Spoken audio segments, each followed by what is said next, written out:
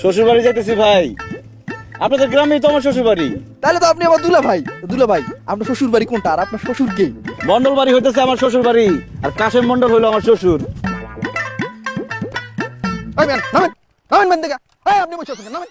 8 বছর ধরে বাংলা ইউটিউব নাটকের রাজা ছিল বড় ছেলে, কিন্তু এবার ইতিহাস বদলে গেছে। শ্বশুর বাড়িতেই মাত্র 14 মাসে করলো এমন এক কাণ্ড যা আগে ঘটেনি।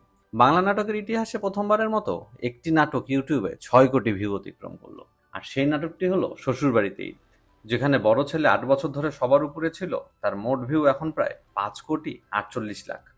আর এখন মাত্র 14 মাসেই 6,06,000 ভিউ নিয়ে শীর্ষে উঠে এসেছে এই নতুন নাটক। নাটকটি নির্মাণ করেছে পরিচালক মহিন খান। অভিনয়ে আছেন জনপ্রিয় জুটি নিলয় এবং হিমি। কাহিনীর মূল প্লট আবর্তিত হয়েছে শ্বশুরবাড়িতে ঈদ উদযাপনকে কেন্দ্র করে। আর সেই শ্বশুর হচ্ছে 1 নম্বর কিপ্টে। 1000 টাকা দিতে গেলে তো আমার বুক ফেটে যাবে। আপনি দেন, নাইলে এই যে গহনা দিয়ে দিলাম। জামাই ঈদের ফিতরা জাকাত সবকিছু নিয়েই ঝামেলায় পড়ে। তবে নাটকটি শুধু মজার না, এর মধ্যে আছে একটি বার্তা যা হাস্যরসের মাধ্যমে দর্শকদের মনে জায়গা করে নিয়েছে।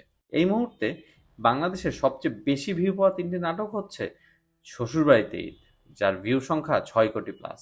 এরপরে 2 নম্বরে আছে বড় ছেলে 5,48,00,000 এবং 3 নম্বরে আছে ভুলো না আমায় নাটকটি, যার ভিউ 5,06,00,000 প্লাস।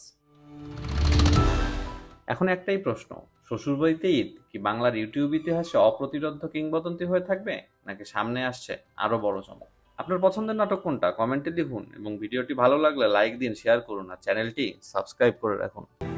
আমি কিপটামি কইলাম, ওটা ভালো কাজ করি নাই। আমি কারো ভালোবাসা কোনোদিন পাই নাই, আমি শুধু ঘৃণা পাইছি আত্মীয় স্বজন পাড়ার প্রতিবেশী, এমনকি আমার পরিবারের কাছ থেকে সবচেয়ে কষ্ট দিয়েছে আমি আমার স্ত্রীরে। তুমি আমার মাফ করে দিও।